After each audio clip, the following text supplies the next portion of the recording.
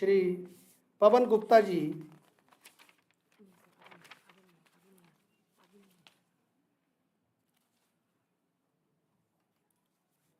Now I would like to inform the audience that first speaker is Shri Rajiv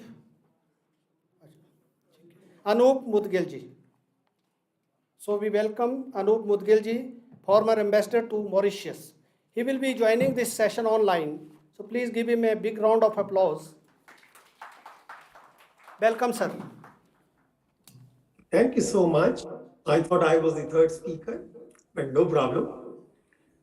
I'm really very delighted to join this conference online. I thought I would be able to come and join in person, but somehow by the time I got the information about this conference, I already had other commitments. In fact, I just finished a conference about 2 hours ago, and I was waiting for this to start.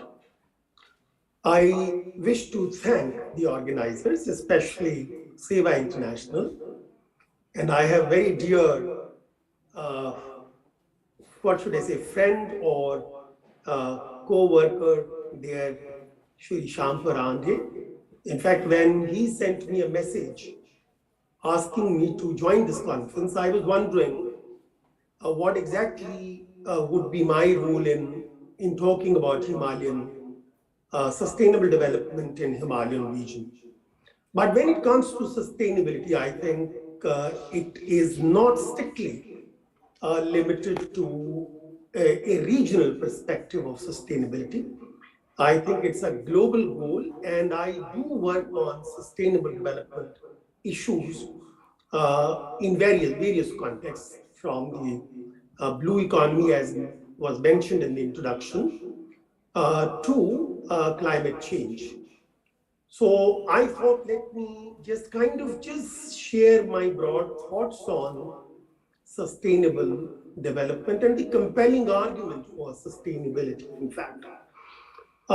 Whenever I talk about sustainability, in fact, I go back to a very basic question, because sustainability, in a way, is very closely associated with human progress and development.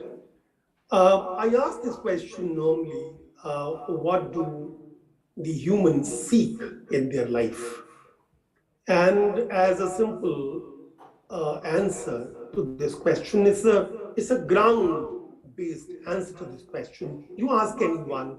I travel very extensively and talk to people. Recording in progress.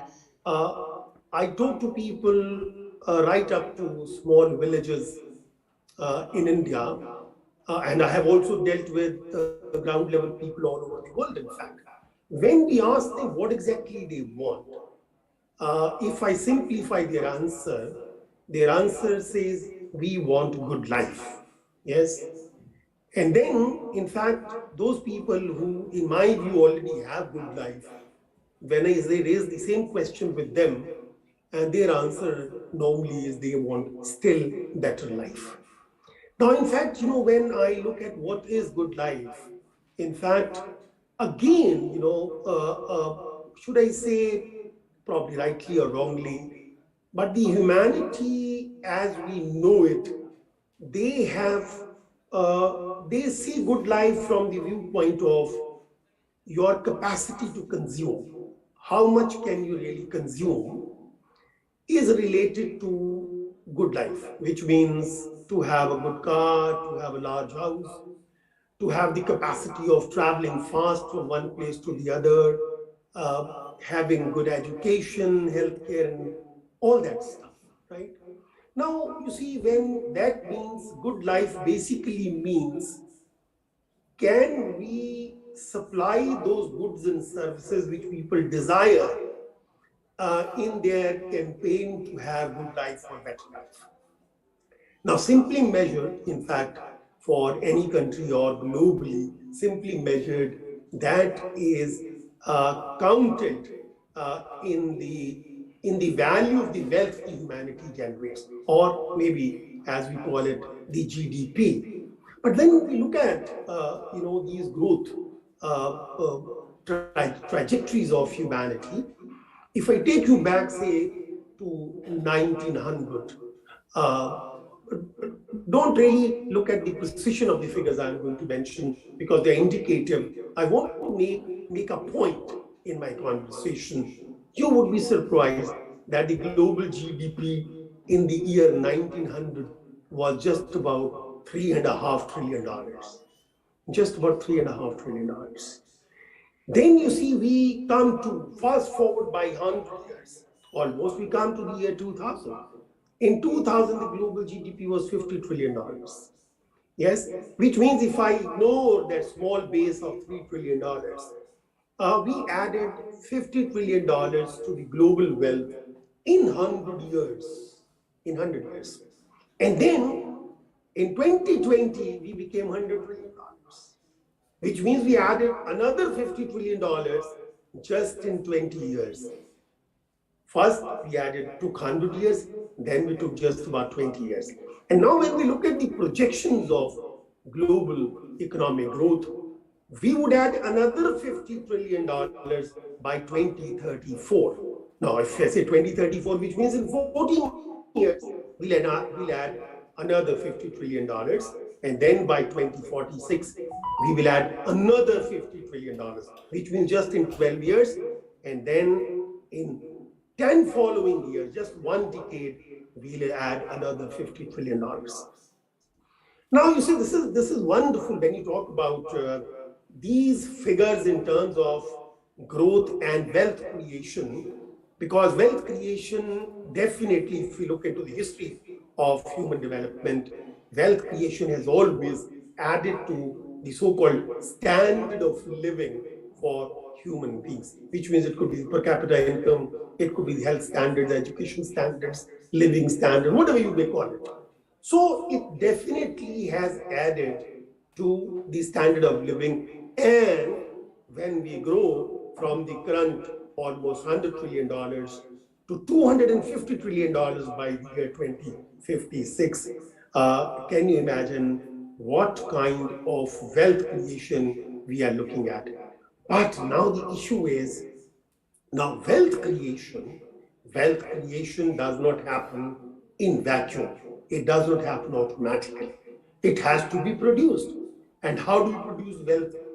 Now, we produce wealth by a complex basket of inputs. Now, these inputs are material inputs, energy inputs, technology inputs, infrastructure inputs, you name it, the regulatory inputs. So a combination of inputs go into this and we achieve that growth.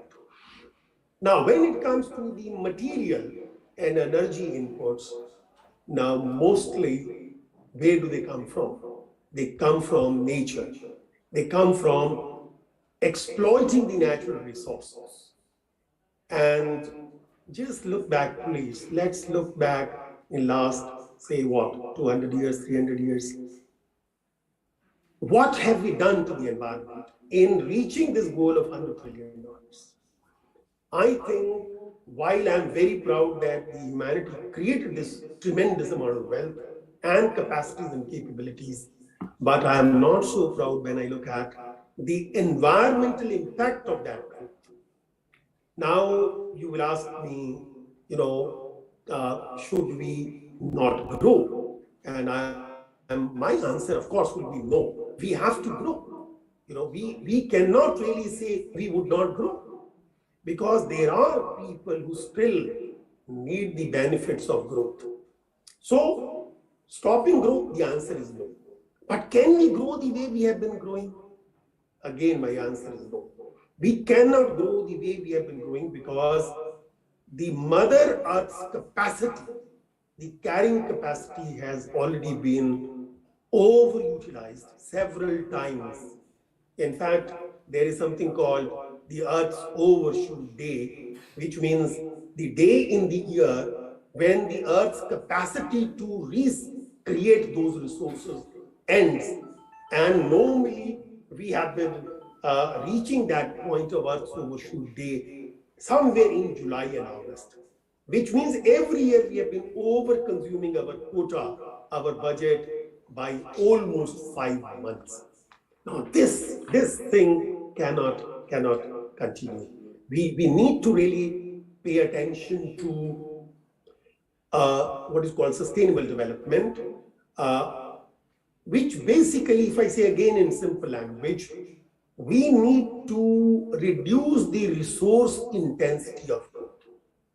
Let's grow, but not necessarily consume the same amount of resources that we have done in the past. Now, technology created a force multiplier for human capacity to exploit natural resources, and I am sure the technology can now provide solutions for reducing the resource intensity of growth. I always say, if you talk about my great-grandfather, my great-grandfather did not have the capacity of exploiting or quote-unquote harming the nature that much as I have, for example. Now, the issue is that the technology which gave us the force multiplication, should we use that technology for exploiting the nature or natural resources, or harnessing the natural resources in keeping with the carrying capacity of the ecosystems? We will again rush for resources, and will continue to rush for resources. And as I said, I work on blue economy. Most of the time my conversation is on the risk of over exploiting the oceans, but I can fully understand mountains are a replica of the vulnerability of ecosystems of the oceans. If the oceans are vulnerable, the mountains are more vulnerable. In fact, we will run to the mountains for all kinds of resources like water, forest, tourism, mineral, medicinal plants, energy, so on and so forth. All right, let's do it, because there are people who live with those areas and they must enjoy the benefits of development. But then, can we be wiser into developing those resources in future, which means let's utilize or develop technologies which can reduce our impact on the environment. Now, I always go and talk about circular economy, and I think it's very much applicable in the Himalayan region. I talk about conservation, which means that typical kind of triple R of conservation, which means reduce consumption, reuse, and renew or recycle wherever possible. I think we need to really bring all elements into this play, where in fact we are able to develop those resources, but wisely, and reduce its impact on the environment. Now, when it comes to Himalayan sustainable development, all these areas which I mentioned, if these areas were or have been the source of damage to the environment, these very areas could also be an opportunity for sustainable development of the region. But what we know, what we need, in fact, we need to understand the carrying capacities of those ecosystems. Now, this is a very, very technical thing. In fact, I happen to also belong to earlier the Indian Forest Service before I joined Foreign Service, and my background is plant biology. So therefore, I know the complexity of understanding the ecosystem and their carrying capacity, and then relating that carrying capacity to what we do for sustainable development. I think now, since it is a session on diaspora and Himalayan region sustainable development, and I also I worked with Shyamji, and I was the founder chairman of Diaspora Research and Resource Center. So I've dealt with diaspora also very extensively in my career and post-retirement. Now, when it comes to diaspora, what role can diaspora play in helping us developing sustainably in Himalayan region. In fact, as I say, we need to understand the ecology of Himalayas, which means the technical know-how, how to understand the ecosystem. We have, I'm sure Shamji would have already mentioned, we have something about 33 million members of Indian diaspora, and they live in more than 100 countries, which means they live everywhere where they might also have similar issues relating to the mountain economy or mountain sustainable development.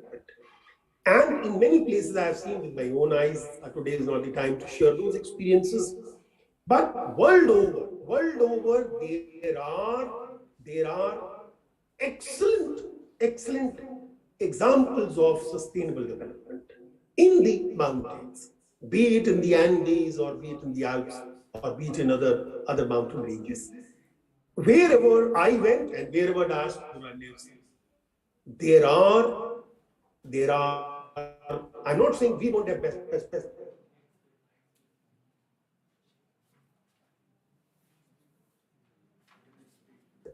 For example, we also do have practices in terms of sustainable development of the mountains. Now, one thing is that diaspora could be an excellent source of know-how for understanding the mountain ecosystems and the best practices, what other countries are doing in terms of managing their mountains in a environment-friendly manner.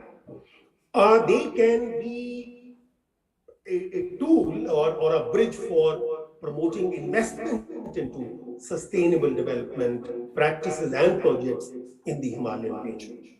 Now, this is again because, we look at diaspora as a very major source of promoting investments, their own channels and through their advocacy route with foreign investors. I think diaspora can play a very major role in this. Then diaspora is a good source of advocacy.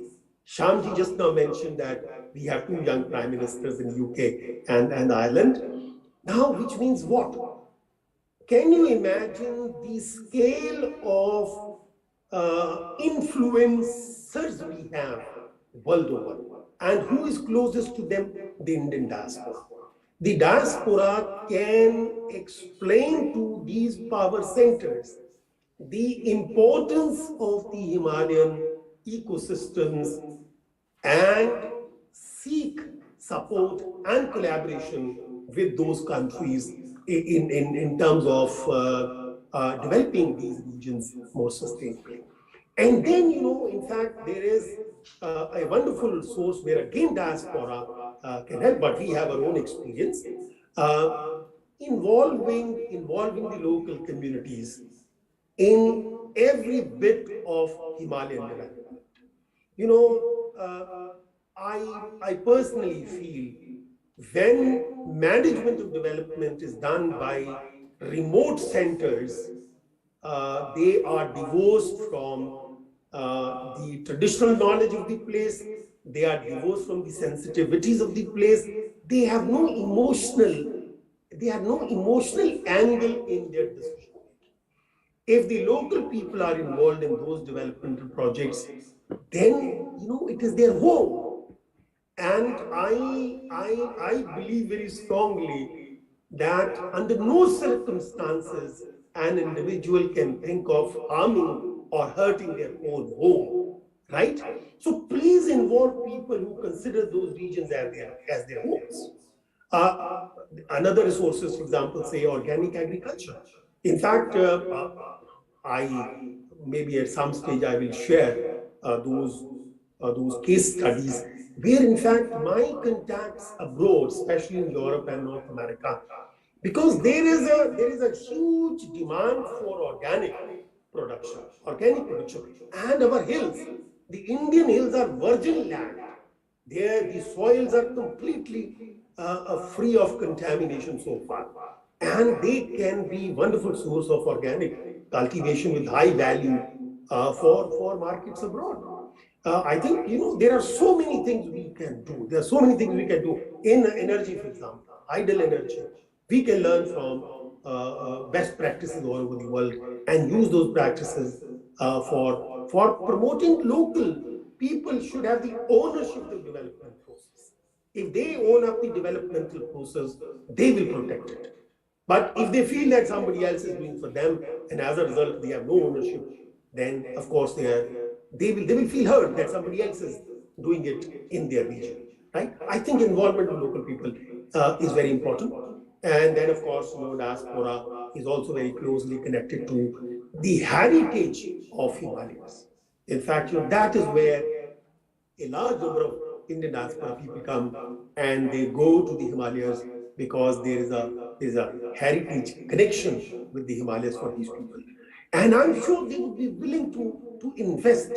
They would not want their back home heritage to be damaged, right? So we can really, Shamji, I think we need to really map the diasporic resources which could be applied in improving sustainable development in Indian Himalayas. I think there is a lot of scope for that. I have already spoken too long. I will stop here. And if there are any questions, I'll be very happy to answer. Thank you very much.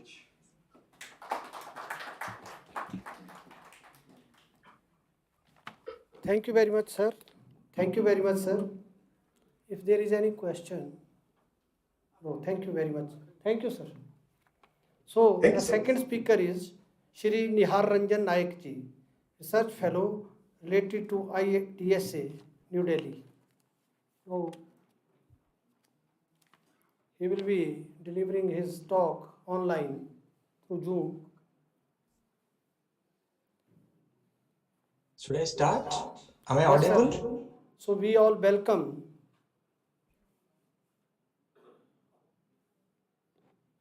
Am I audible? Yes, sir. Okay, thank you very much. Very good evening to everyone. My congratulations and compliments to Seva International and especially to Sri Shyam Parandeji and his entire team for this interesting event. I think it is a very really is educating exercise to understand sustainable development activities and programs in the Himalayan region. And Shyamji, I know he has been regularly working on this issue for quite some years. Thank you very much, sir, for inviting me and sharing my perspective on this particular diaspora's role in the Himalayan region, particularly, which is very much fragile and sensitive currently under climate change impact. I must compliment my previous speaker, Ambassador Mudgalji, for covering different aspects of the diaspora's role in the Himalayan region. But one key question is here before I coming to my presentation, that one of the two major challenges before the Himalayan region at this moment is number one, the climate change impact. Obviously, the climatic induced disasters, which has been increased substantially in terms of its frequency, in terms of its basically and severity, and obviously a lot of damage is happening to the Himalayan region. Number one. But and another important challenge in the Himalayan region when we are talking about sustainable development, we have to think about basically the massive migration happening in the Himalayan region. Because when we are going to implement any plan or any program, it is very important to know that why people are migrating from that Himalayan region, why there are several villages after villages are now basically empty. I mean, that you will find in the upper part of Nepal, in the Uttarakhand, Himachal Pradesh, even in Bhutan also, people are migrating to other countries. In Bhutan, migrating to Australia. In the Nepal, they are migrating to Gulf countries, even in search of job, Malaysia, I mean other European countries. Similarly, in Uttarakhand, people are leaving their ancestral properties and villages, and they are coming to plain areas like Delhi and other cities. So this is a major challenge, because if there will not be any manpower or any labor or any people living in those villages, then what is the point of doing sustainable projects, I mean, who will implement the sustainable projects? Because outsiders cannot go to that Himalayan region or their that area, Himalayan region, and to do implement all those. So local people's participation is very important. So for that purposes, the diaspora's role, I mean, it is very important, and they have to basically go back to their villages. They have to reinvest all those areas. So for that, the diaspora's role, I think, is very important.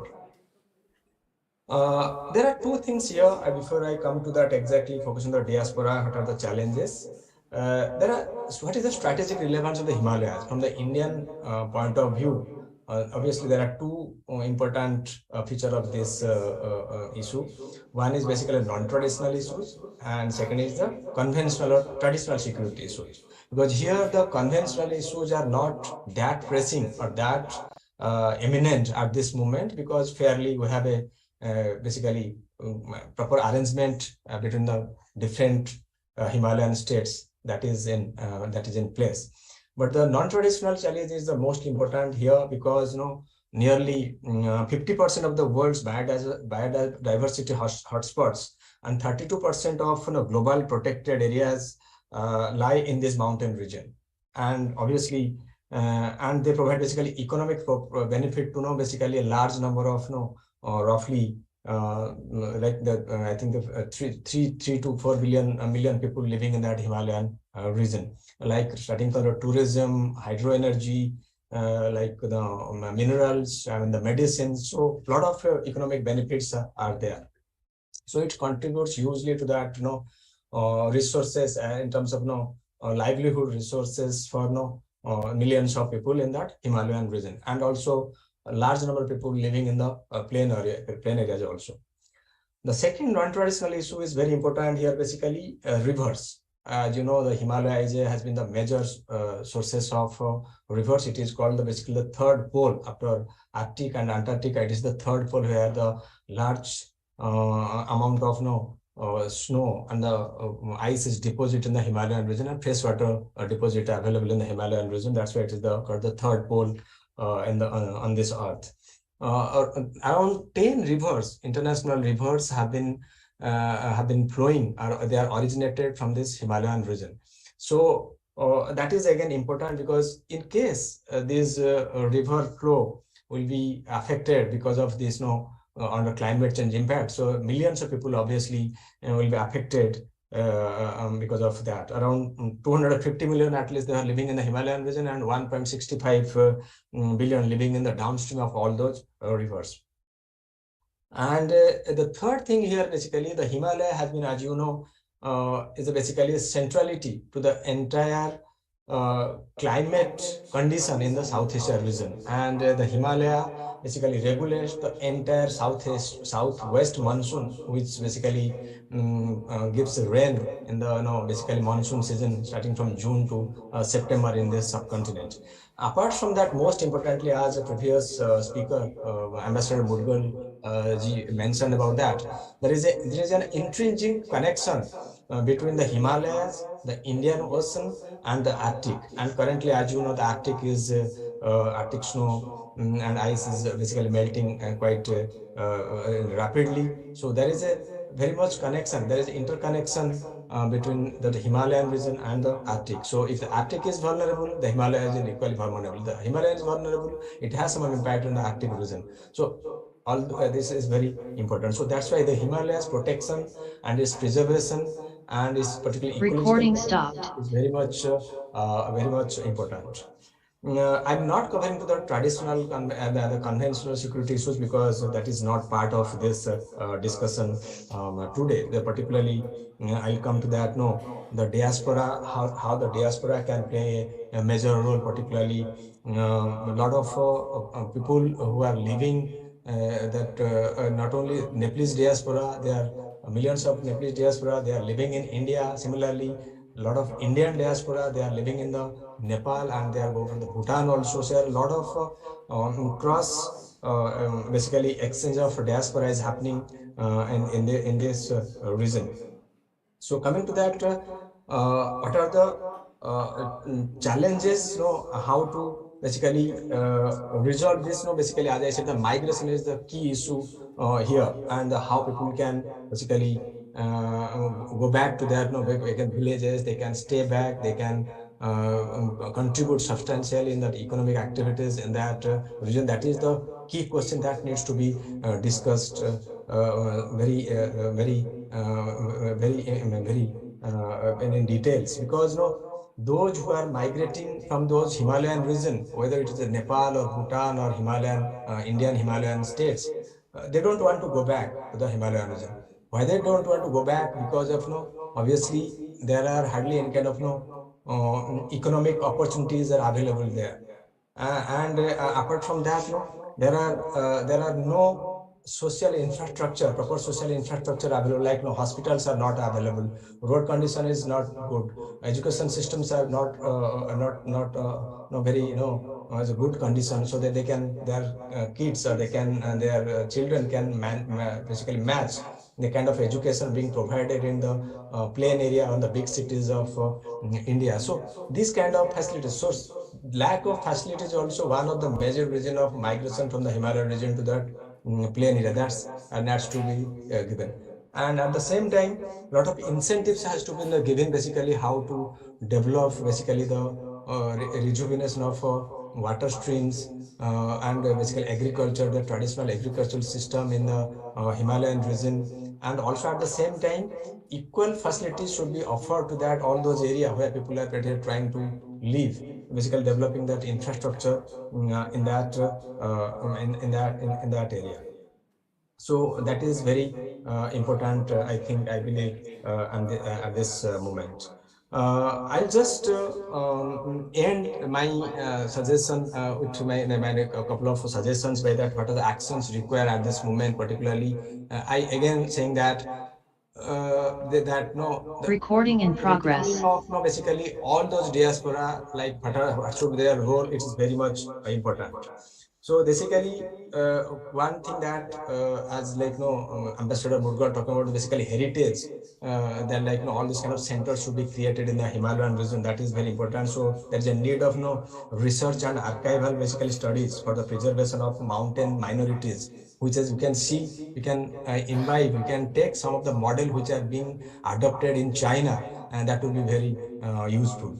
Then diasporas association, and basically there should be a Himalayan diaspora should be formed in the those who are, the country they are living, so they could be used as an ambassador of the Himalayas, and they can sensitize the global community about what are the transformation, what are the changes happening in the Himalaya region. So they can be used as a the ambassador of the Himalaya region in their no countries they are living currently. And also, most importantly, I have been arguing, many of you may not be agreeing with that. The disasters happening at that, no, the property as being damaged in the Himalayan region.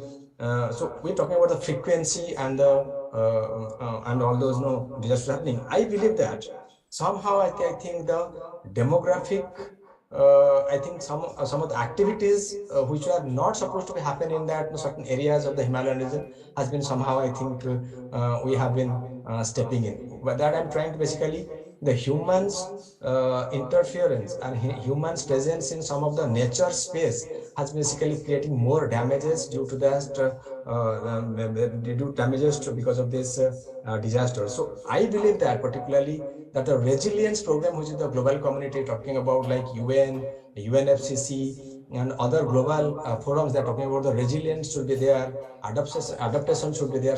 I believe that it is basically a kind of no deceptive kind of no suggestion, because the resilience in the high Himalayan region, given its no loose soil, given its no is a young mountain, resilience, no, it is not possible. Kind of no the severity of the damage is happening, and the impact of the disaster is so severe. I think resilience in the Himalayan region, perhaps I think is very difficult to do. And one can argue, but practically it has not been possible. Particularly, we have seen the damage is happening in the Uttarakhand for the last 3 to 4 years. See the damage happening in the Nepal also. So resilience, somehow I am not in favor of the resilience. Even the adaptation, yes, obviously climate change impact will be there for some time, because although the global community, they are trying to reduce the carbon emission by 2030 and commit and another 50 years. So adaptation is very much essential, but again, it should be a limited way, but more focus should be like, no, we should respect the Himalayas, nature, its ecology, and human interference in the Himalayan region should be minimized, so that no, the damage, ecological damage should be minimum. So that should be focus should be more on that, and the mitigation obviously is another program can be given more emphasis, and that unmindful infrastructure development, particularly unscientific construction of roads, unscientific construction of dams, hydropower dams, that needs to be very could be constructed very, given thorough discussion and scientific research on for that. So otherwise the damage will continue. And the last point I can say that the emphasis should be given more on the basically non-farm livelihood options for the basically sustainable future of the mountain people and the communities. So because that no basically non-farm livelihood is very important, because economic revival of economic activities in the Himalayan region very important, so that it will be incentivize the people to basically come back or reinvestment in their areas where people are living quite frequently. So I think these are the issues needs to be focus more in the Himalayan region, and diaspora has to play a key role in that. As I said, that they should play as a basically ambassador of that Himalayan region, and they should understand the responsibility, so that no, because if the person who is from the person who is from the Himalayan region, if he sensitizes or say or he or she says something in the global forum about that ecological impact or the climate changing impacts happening in the Himalayan region and why people are leaving that region, then that the global community will take that their viewpoint very quite seriously. So I think all these issues, I think we should uh, think seriously, particularly while implementing their basically sustainable goal in that Himalayan region. And the last point I would like to say that the diaspora again, and not only the diaspora, even the 7 Himalayan countries, those who are sharing Himalayan border, they should also specially lobby or at the global forum, particularly UN, UNFCCC, and other global forums on the climate change or other events, basically to how to make a special policies, special programs on the Himalayan region and ecosystem. Although Nepal did that initiative, Nepal tried, and Bhutan also trying for quite some time, but being they are small countries and they are doing that alone, I think global communities is not paying enough attention to that. So I think other countries, like all the 7 countries, like we are sharing border with Himalayan countries, they should put pressure on the global community. There should be a special economic package, special development package for the Himalayan Sustainable Development Program in future. I'll stop here. Thank you very much. In case any question, I'll be happy to respond. Thank you.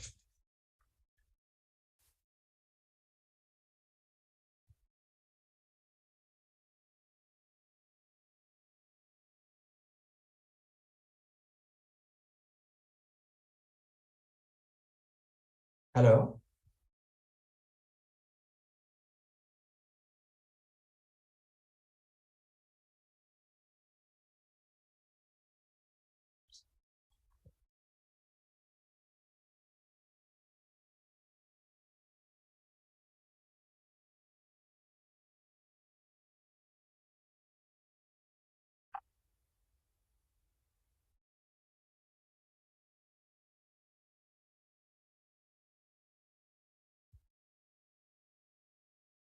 Unmute mic.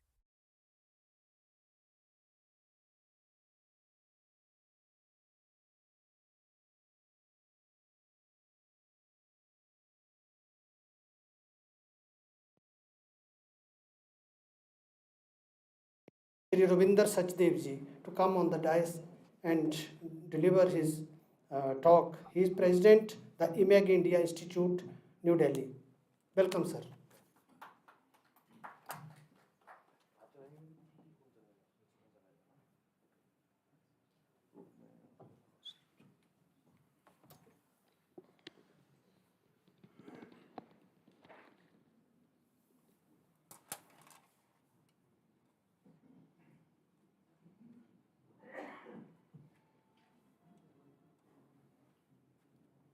Yeah, hi.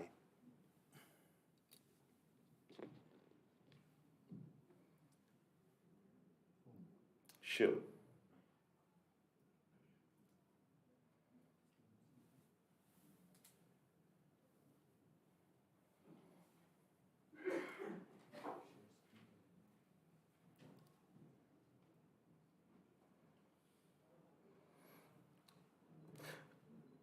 Thank you. While we get our PPT going, my name is Rabindra Sachdev. I run a private think tank known as the Imagine India Institute or Image India Institute because we believe your image is a derivative of your imagination.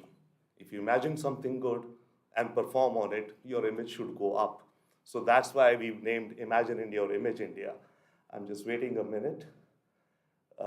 Sure, please. Okay, thank you very much. We've had wonderful, speakers before me, and they highlighted some very, very pertinent points, I think, to which some of us are aware or definitely needed to be reminded, right? Uh, I was actually not so surprised by the topic when I got the topic because of two counts, because, we are pretty active in the diaspora globally, and having known the wonderful, wonderful work that Seva International does and Shyamji does all across the world. So I could understand that perhaps what the thought here is that how to link the diaspora with the Himalayan region. That was my take on it.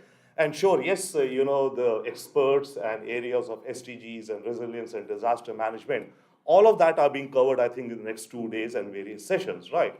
So my little take that I've made is on how to engage the diaspora. And the previous speaker also mentioned some very interesting points. And of course, diaspora as your ambassador. But the point is, what is the story your ambassador will tell?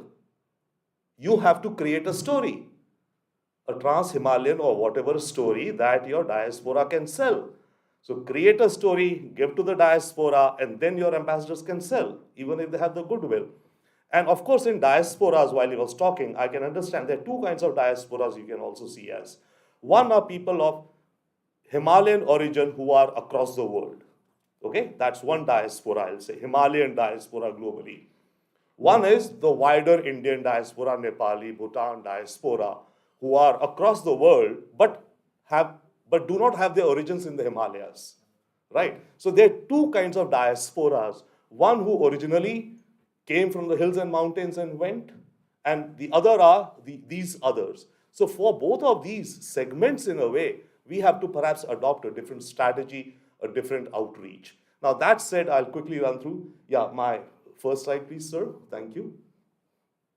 Okay, I'll talk about some diaspora public diplomacy, and then I have some concrete specific points because I thought the idea is also, implementation solutions. So I have some very basic, simple action items that could be perhaps taken up. Thank you, please. Okay, little bit to give our background so you see where I'm coming from. We are a think tank and an incubator. My background is engineering. I'm into international affairs, but I've been a technology entrepreneur also. So that's why when we approach these things, we approach a little bit more from entrepreneurial approaches also. So we do advocacy, lobbying, etc. We are running a global campaign right now. In fact, I'll just mention about it briefly. We'll come back to it later. Live and let live. There is no other way for humans, nations, and man and environment other than to live and let live. If we don't let Mother Nature live, will she let us live? So it has to be a coexistence. So this Live and Let Live campaign is actually a broader campaign, not only environment, an overall global campaign. And within it, there's the lemonade movement, about which I'll talk. There's a saying in English, when life gives you a lemon, make lemonade. That is, when you run into any difficulties, try and figure out something out of that. So the idea of the lemonade movement is it's a movement for motivation and hope. The world of today, especially the youth, there's a lot of darkness or dark future or fears ahead. We need to spread motivation and we need to spread hope. Hope is the number one thing that brings progress and keeps us all going. We engage in media, commentary, analysis, world affairs, etc. We worked in diasporas the past 20 years, including in the United States, where the group which I am a co-founder, We are rated as the most influential in the last 90 years in the US. Shyamji would a little bit know, and he has, of course, much contributed to he's been a mentor also and a very well-wisher also. Next, please. So that's a brief background. So now we'll dive into more. Next. Okay, I use the term public diplomacy by meaning people to people. See, the governments do their work. Public diplomacy, to my mind, is that what people do across cultures, right? So if here we are looking at something between the diasporas, be it Himalayan origin, be it Indian origin, Nepali origin, but those diasporas, how can they be connecting back to the Trans-Himalayan region? The most fundamental thing to my mind is people-to-people connectivity. The more we can create that, or methods of that, the more you can create some synergies and progress or whatever. So here I've listed out some examples of public diplomacy, just as samples, which may, this is a samvad, a discussion, right, to kind of collectively think. So like, science diplomacy, for example. We've been working on an initiative with the Netherlands on the origins of zero. Some people there were very fascinated with zero. We said, okay, guys, come on, let's research.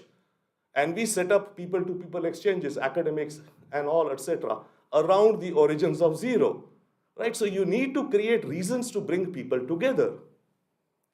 Cultural diplomacy. With the United Arab Emirates, when Sheikh Zayed, their founder, Sheikh died, we asked them, or we suggested to Indian government, see, as public diplomacy, we work or we push all governments wherever to issue a commemorative stamp in his honor. What does it take us? You issue a stamp in honor of a leader of their country, they'll be happy. Okay, so yes, it ended up happening, but it was a joint stamp for Gandhiji and Sheikh Zayed, which was issued as a commemorative stamp. North-South Korea, peace diplomacy. I'm actually on a peace subcommittee for peace between the North and South using the Winter Olympics. The last time, Trump and Kim met was after Kim's sister met Vice President Mike Pence at a Winter Olympics in South Korea. It created some thaw. So now again, South Koreans are thinking of creating a thaw. So these are some examples I'm giving in terms of, of course, these are things that we are doing or have done, but to share with you that there can be various ways of slicing and dicing the salami. Next, please. Now coming to diaspora and, the Himalayan region. We've done something little. I'm born in Dehradun, Uttarakhand. My engineering is Pantnagar, so that's another part of hills. So I'm a child of the Himalayas and worked in diasporas. Anyway, so during COVID, we also put together panels of Indian American doctors, and we arranged Facebook Live in 5 districts in Uttarakhand: Bageshwar, Pithoragarh, Tehri, Dehradun, etc. And we got 300, 400 people together sitting in Delhi or wherever. Getting 300, 500 people on a Facebook Live is, maybe easy, but it takes some work to do, right? So these Indian American doctors would come and answer questions or counseling to the people who were affected. Next, please. So that's the past. Now, broadly speaking, the diaspora, one, it could be charity philanthropy. Another, it could be entrepreneurship. Another, it could be partnerships across a range. We don't know, agri, tourism, whatever, etc. In multiple, you can look at buckets. Next, please. Now, here are some 3 concrete specific ideas. And Shyamji mentioned about G20 in his keynote speech at the inauguration. And this is something which I tossed with him also some months ago. He would perhaps recollect. What we are planning is that when the G20 summit leaders meeting is happening in Delhi, we will create a Diaspora 20. We are reaching out to diasporas in these 20 countries, 19 countries plus European Union, right? Political leaders, business people, media leaders, etc. And suggesting and bringing them here in planning stages that when the official G20 is happening, we would be able to get some people from these G20 countries to come to Delhi. In this, of course, I invite Seva International's leadership and partnerships, sir. And also, we would invite then some people from the Himalayan region. Come, let's bring some people from the Himalayan region also and participate if this Diaspora 20, more or less, we should be able to do it. That's one concrete. The second is, again, G20. The G20 has various working groups, finance ministers, central bankers, Parliament 20, etc., etc. They do not have a Children 20 also. Now, I sit on the board of an organization known as Children's Book Trust in Delhi, which owns the world's largest doll museum, the Shankar's Doll Museum also. We publish children's books, Panchtantra and all of that. So we decided, why don't we do a Children 20? So the Children 20 that we are planning to do in Delhi, we will be reaching out to children of the expatriates who are living in Delhi. You know, you have Americans, Japanese, Koreans, embassies and expats working in Delhi. We'll reach out to them. We'll get their children. Supposing we are estimating around 600 to 1,000 children we can get. We just did an on-the-spot painting competition with 5,000 children. Shankar's on-the-spot painting competition. Anyway, so we get around 1,000 or so these foreign kids, and because India is also a member of G20, so we bring equal number of Indian kids together for an art event. So this we are definitely planning around March.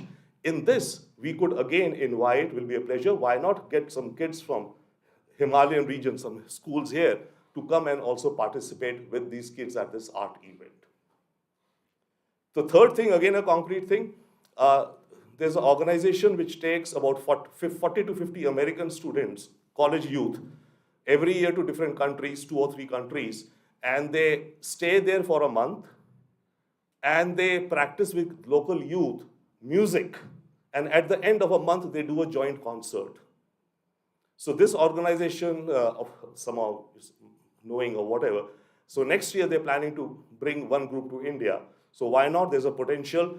They look at 3 cities every country. So like in India, they'll be here for 3 months. 1 month Delhi, maybe 1 month we can have it in some university anchored in the Himalayan region, and 1 other month in some other place. Thank you. Next, I'll finish quickly now. Oh yes, one unique project in social entrepreneurship, air, water. I'll just come to that. Next, please. Basically, the idea is that imagine, innovate, package the story, sell the story, create a pipeline of interested candidates, right? Measure, so that they can measure their returns also, what they're wanting. Storytelling or the profitable outcomes. PR is not PR image making. PR is perform and report. Forget what PR media says. PR is perform and report. IPR, imagine, perform, report. Next, please. A quick 2 points. See, again, I think earlier speaker said, we have to reimagine or refresh or recreate or create a picture or image of this region, the Trans-Himalayan region. Can we say it's like the necklace of India? Or if not India, let's say of this region? Is it a garland of our region? We have to create that imagination in the minds of the diaspora or the wider world. Then you will get more attention, perhaps. It's something like Shyamji and others were mentioning, you know, India's wisdom. Okay, G20 will see India's wisdom. It's like Intel Inside. So in G20 going ahead, remember there used to be computers with Intel Inside chip. So it's a good computer, right? So India's wisdom, perhaps it's coming from Himalayan inside, Himalaya inside. The spirituality, the culture, the traditions, all of that. So some of that packaging we have to do, I would think. Yeah, apply. Another thing, of course, coming back, this overall sense or a culture of motivation and hope in the region. Let's be motivated, let's have hope. We can, whatever be the difficulties we have, right, which are given to us, Mother Nature, the various terrains and the geography, it's there. Let's make lemonade from this. Next, please. I think last maybe. Yeah. This is something, again, a concrete project. You know, there is technology out there which creates water from air moisture. It's functioning technology. Why not we create air water of the Himalayas and sell it branded in upscale hospitality in the rest of the country and export it also. Right now what's going from Himalayas, from springs and original sources, air water from the clouds of Himalayas. Imagine the story you can create. Next, please. And last point, End of the day, we have to live and let live, as we say. I mean, as of course we push more in geopolitics and all, etc. And of course, we do understand there. I mean, I do engage quite a lot in geopolitics. There are, frictions and tensions and different understandings between the countries in this region. Could we think that sometime in future, at least some of these disputed areas be looked at or converted as gardens of peace? Thank you.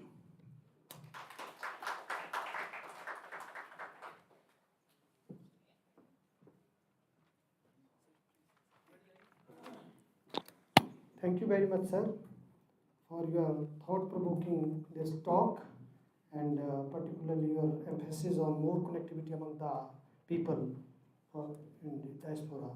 Now, I request our Honorable Vice Chancellor to come on the dais and present a memento to our speaker, Shri Ravinder Sachdevji. Please give a big round of applause.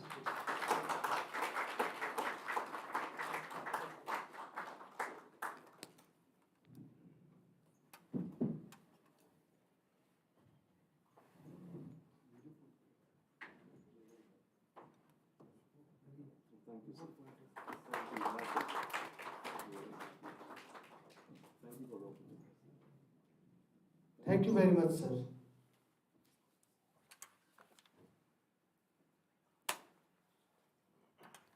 So, with this,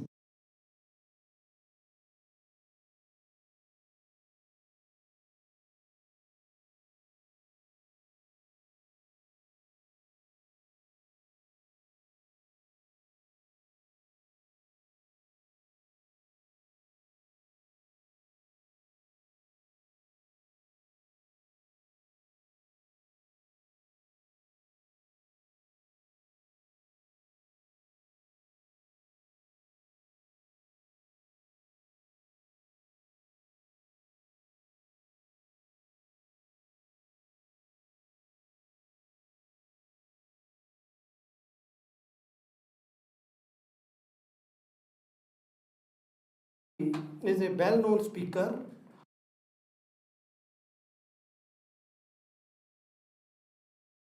for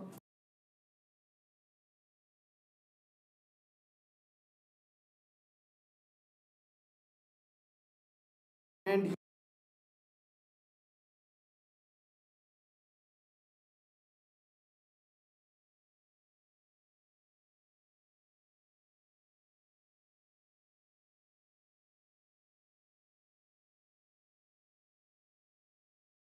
magazines and journals, and currently anchors workshops on education and modernity for parents and teachers. So we welcome you, sir, for the thought-provoking talk in this session.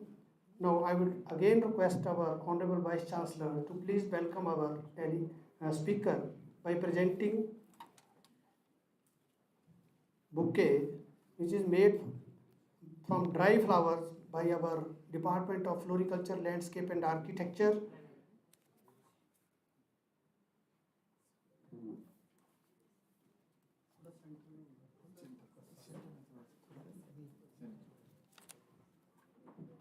So,